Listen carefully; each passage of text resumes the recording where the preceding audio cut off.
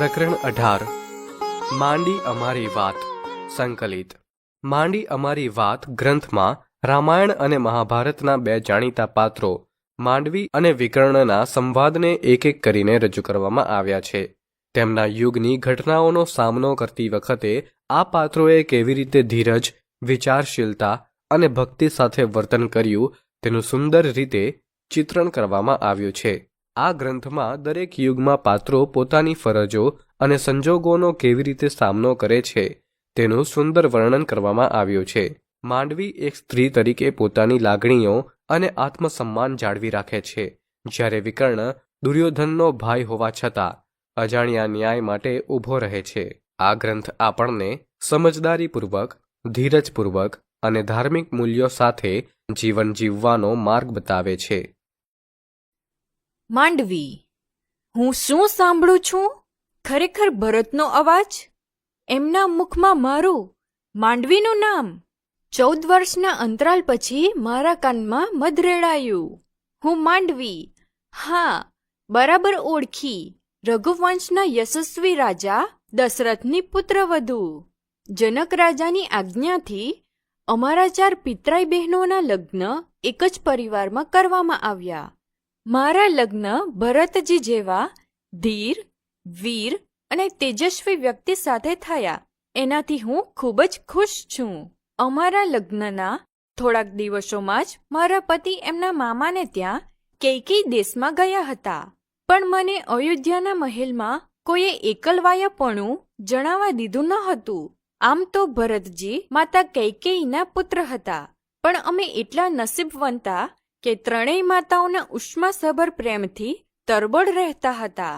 અમે બહેનો, હું, સીતા, ઉર્મિલા અને શ્રુતકીર્તિ પરસ્પરને અપાર પ્રેમ કરતી હતી ને કાળની નજર એક દિવસ અમારી અયોધ્યા ઉપર પડી। અમે તો ખુશ હતા કે બીજા દિવસે શ્રીરામ રાજગાદી સંભાળશે, પરંતુ વિધિને કાંઈ બીજું મંજૂર હતું। કોઈ નબળી ક્ષણોએ માતા કૈકેયીએ રાજા દશરથ પાસે વિચિત્ર માંગણી કરી। રામને 14 વર્ષ વનવાસ અને ભરતની ગાદી, આ આસીની ધાર જેવા શબ્દ પિતા દશરથ માટે પ્રાણઘાતક બની ગયા। શ્રીરામ, સીતા અને લક્ષ્મણ ભૈયા વનમાં ચાલ્યા ગયા। અયોધ્યા શોકમય બની ગઈ। અયોધ્યાનું તેજ ચાલ્યું ગયું। બધું જ સુમસામ બની ગયું। મારા પિતૃ અને સ્વસુર એમ બંને કુળની પરંપરા મુજબ મારાથી માતા કૈકેયીને કંઈ કહી ન શકાય। વડીલોના આદરની રેખા મને કંઈ પણ નિર્ણય કરવા દે તેમ ન હતી। કુળગુરુ વશિષ્ઠ અને પિતા તુલ્ય મંત્રીવર્ય સુમંતે ભરત અને શત્રુઘ્નને તેડવા માણસો રવાના કર્યા હતા, અને મારી પાસે ભરતજી આવે તેની પ્રતીક્ષા કરવા સિવાય કોઈ માર્ગ ન હતો। મને શ્રદ્ધા હતી કે ભરતજી કદી રાજગાદી નહીં સ્વીકારે।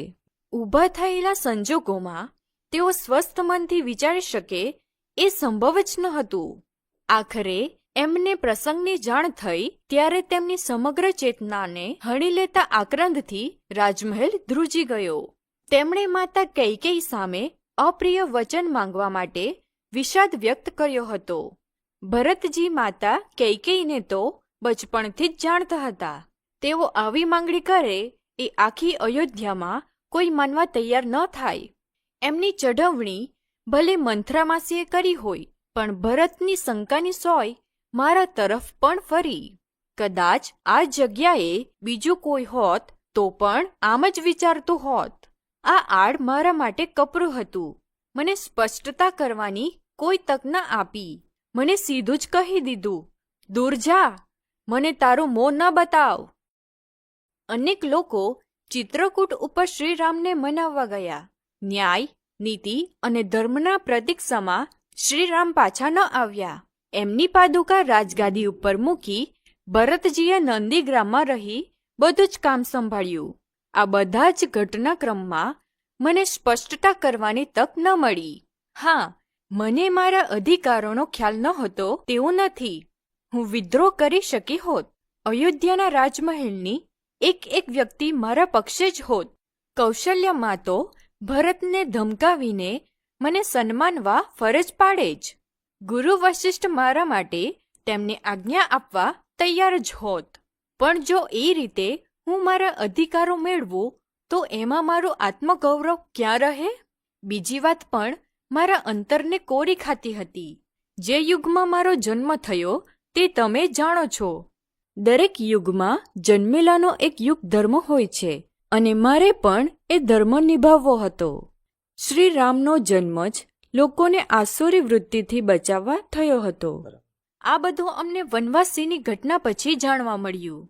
અહીં રામ પોતાનું કામ કરી શકે એ માટે ભરતજીએ રાત દિવસ અયોધ્યાનું ધ્યાન રાખવાનું હતું. આ સંજોગોમાં તેમની સામે વિદ્રોહ કરી તેમના મનને વિચલિત કરવું એ ઠીક ન હતું. હું દરેક બાજુથી વિચાર કરતી હતી. મારા અધિકાર કે મને થતા અન્યાય કરતા રાષ્ટ્રધર્મ મહત્વનો હતો. વધારે તો મારો પ્રશ્ન મારા અને સમગ્ર સ્ત્રી જાતિના ગૌરવનો હતો. મેં સંકલ્પ કર્યો, જ્યાં સુધી તેઓ મને સામેથી ન બોલાવે ત્યાં સુધી હું સામેથી કંઈ પણ નહીં કહું. આ સમય કેવી રીતે પસાર કર્યો એ તમને ખબર છે? લો, હું જ કહી દઉં. હું પ્રાતઃકાળે ઉઠી ભરતજી જાગે એ પહેલા એમના સ્નાન, સંધ્યા અને સવારની જરૂરિયાતો ગોઠવી દેતી હતી. તેઓ બહાર જાય ત્યારે તેમની પર્ણકુટીની સફાઈ મારી જાતે કરતી હતી. એમના માટે ભોજન પણ મારી જાતે તૈયાર કરતી હતી. પણ આ દરમિયાન ક્યારેય એમની નજર સામેથી પસાર ન થઈ. મેં પણ નંદીગ્રામમાં જ રહેવાનું રાખ્યું હતું. આ બધાની અસર મેં મારા મન ઉપર ન થવા દીધી. હા, આ તપને કારણે અને કદાચ પતિની ઉપેક્ષાને કારણે મારું શરીર સૂકાતું રહ્યું. એમની ઉપેક્ષા, આટલા વર્ષ મને યાદ ન કરવી, એ બધું જ મને કોરી ખાતું. સામે પક્ષે ભરત જ મને બોલાવે એવી મારી હઠ અને નિર્ણય મને આ સહન કરવાની શક્તિ આપતા. આખરે 14 વર્ષનો સમય પૂરો થયો. શ્રીરામ વનવાસ પૂર્ણ કરી અયોધ્યામાં આવ્યા. આખી અયોધ્યા હિલોળે પડી હતી. શ્રીરામને મળવા સૌ ઉત્સુક હતા. શ્રીરામ પોતાની માતાઓ અને ગુરુજનોને સામેથી મળવા ગયા અને લક્ષ્મણ ભૈયા, ભરતજી અને શત્રુઘ્ન ભૈયા તો તેમની સામે જ હતા. ઉર્મિલા અને શ્રુતકીર્તિ મળવા ગયા તો મને પણ કહેવડાવ્યું, પણ ભરતજીની હાજરીમાં હું જાઉં તો મારી પ્રતિજ્ઞા તૂટે. રામ અને સીતાના દર્શનની તીવ્ર ઝંખના હોવા છતાં મારું આત્મગૌરવ મને રોકતું રહ્યું. જ્યાં સુધી તેઓ સામેથી ન કહે ત્યાં સુધી તેમની સામે ન જવું એટલે ન જ જવું. અને એ તો રામના પડછાયાની જેમ ત્યાં હોય જ. મારું રામને મળવા ન જવું ભલે બીજા કોઈની નજરમાં ન આવ્યું, પણ રામની નજરમાં તો આવે જ ને. પછી તો એમણે જ ભરતને પૂછ્યું, ભરત, બધા મને મળવા આવ્યા, પણ માંડવી કેમ નથી આવી? ક્યાં છે? ભરતજી રામને કઈ રીતે કહે કે 14 વર્ષથી એમણે મને જોઈ જ નથી. રામની આજ્ઞાથી ભરતે જાતે મને બોલાવવા આવવું પડ્યું. હું નંદીગ્રામની સફાઈ કરતી હતી ત્યાં ભરતજીના મુખથી મારું નામ સાંભળ્યું. માંડવી આ ક્ષણ જાણે મારા વિજયની હતી. એમણે જ શ્રીરામની પાસે આવવા કહ્યું. અમે શ્રીરામની સમક્ષ ગયા. લાંબા સમયે રામના દર્શન થયા. મેં એમના ચરણ સ્પર્શ કર્યા. રામે મારી સામે જોયું. હું એમની આંખોમાં કરુણા જોઈ શકી. એમણે પૂછ્યું, માંડવીની આ સ્થિતિ? પાદુકા રાજ્યમાં આમ ચાલતું હતું?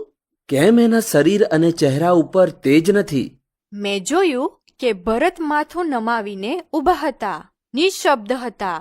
મારે જ એમની ઢાલ બનવું પડ્યું. મેં રામને કહ્યું, પ્રભુ, એમાં એમનો દોષ નથી. પાદુકા રાજ્યની જવાબદારીમાં એ ઘરની સંભાળ રાખી નથી શક્યા અને અમે તો તમારા વનવાસના કારણે દુઃખી હતા. મારા શરીરની કૃશતા એને કારણે છે. આપના હક દુઃખી ન થાઓ. હવે આપના આવવાથી બધું જ સારું થઈ જશે. બધા જે નજરે મને જોતા હતા તેનાથી મને મારું ગૌરવ પાછું મળતું લાગ્યું. મારી પ્રતિજ્ઞા પૂરી થઈ. મેં સ્વીકારેલી મારી સ્થિતિ હવે સંપૂર્ણ ન્યાયી ઠરતી હતી. આ છે મારી કથા. આ છે મારી વ્યથા. મારે સરસ્વતી માતાને પ્રાર્થના કરવી પડી કે, હે માં, વાલ્મીકી ઋષિ રામાયણનો શેષ ભાગ પૂરો કરવાના છે. એ વખતે મારી વાત ન લખે તેવું વરદાન આપો. માત્ર મારી વાતના કારણે ભરતજીના ઉજ્જવળ ચરિત્ર ઉપર કોઈ ડાઘ ન જુએ. માએ મારી પ્રાર્થના સ્વીકારી તેનો મને આનંદ છે.